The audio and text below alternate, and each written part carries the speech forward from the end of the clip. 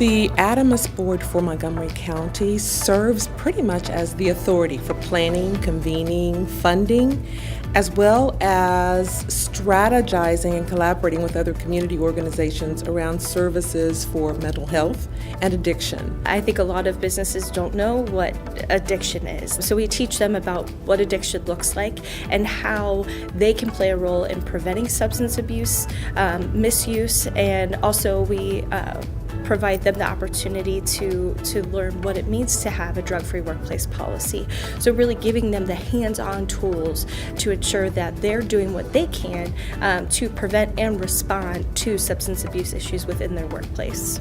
The ADAMHS Board for Montgomery County has a variety of services that are available to employers and employees in the Montgomery County area. For example, we can offer supportive services to employees. We can offer drug testing. We can offer treatment programs. We can offer family programs that help with prevention if they have young children or others within their household who may need information about how to manage in a household and living with someone who's grappling with mental illness or addiction. We also offer employers a variety of services, both in terms of identification of illnesses, brain illness, as well as treatment programs that allow an employee to get the treatment that they need in order to be able to retain on their success journey for employment. I think businesses often misconceive what substance abuse disorders are. Much like anybody in the community, we find that they feel addiction is not a disease. It's something that it's a choice that someone makes. So why can't they just stop? It should be easy for them to just say no and to not have to continue down this path. And so I think there's some frustration there.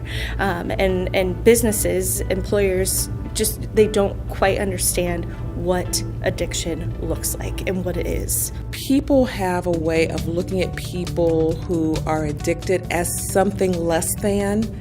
There is still a level of mystery or privacy around that issue because people become ashamed. We're not ashamed to say I have cancer. We're not ashamed to say that my child has a level of autism. But we're still ashamed to say, I have a brain illness, because it's as if it makes us less than. That is the misconception. It doesn't make us less than. It makes us very powerful when we can own our illnesses, whatever it may be, and to be able to seek recovery and to regain our lives. Attacking it or approaching it as a disease, I think, is really powerful, and it kind of changes the conversation and the narrative. So employers can treat it like any other challenge in the workplace, and it doesn't necessarily have a stigma that requires them to do, something outside of, some expensive rehiring and things like that. They really can get very creative in their solutions for helping their workforce.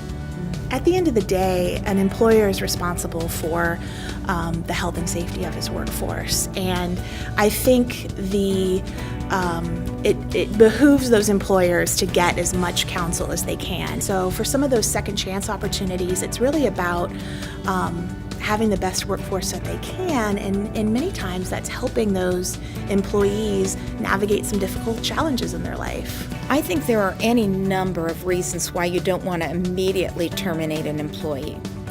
I think, first of all, we have sometimes in our culture the idea that people that are on drugs are bad people. Sometimes very good people, good employees, find themselves in a position of needing help.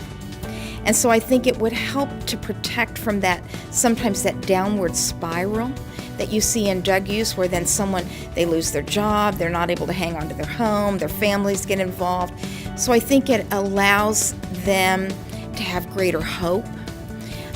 And I think the other thing in my industry, in the skilled trades right now, the demand for labor is so high, and we have such an extreme labor shortage. If I can hang on to an individual, help them get things straightened around, it's to my advantage as an employer.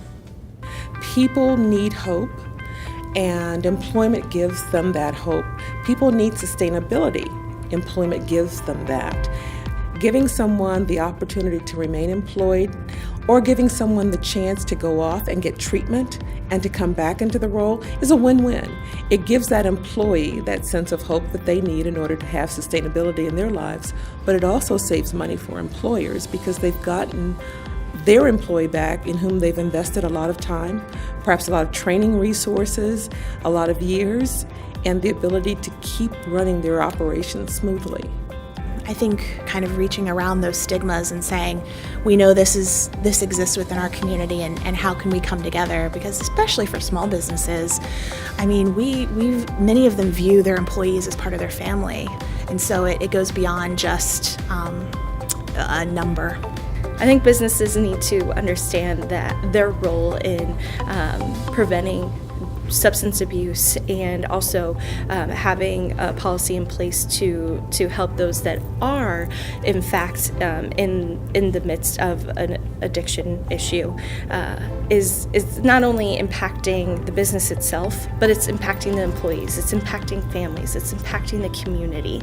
So what they're doing by responding to these issues, being employers, they have a impact that goes beyond their walls, and it really is making a difference for the world around them. Whenever I'm asked by anyone if it's possible to recover from substance abuse, especially businesses who are looking at their bottom line, the absolute answer is yes. Absolutely yes. People can get treatment, people can recover, and they can be restored to the lives they had previously.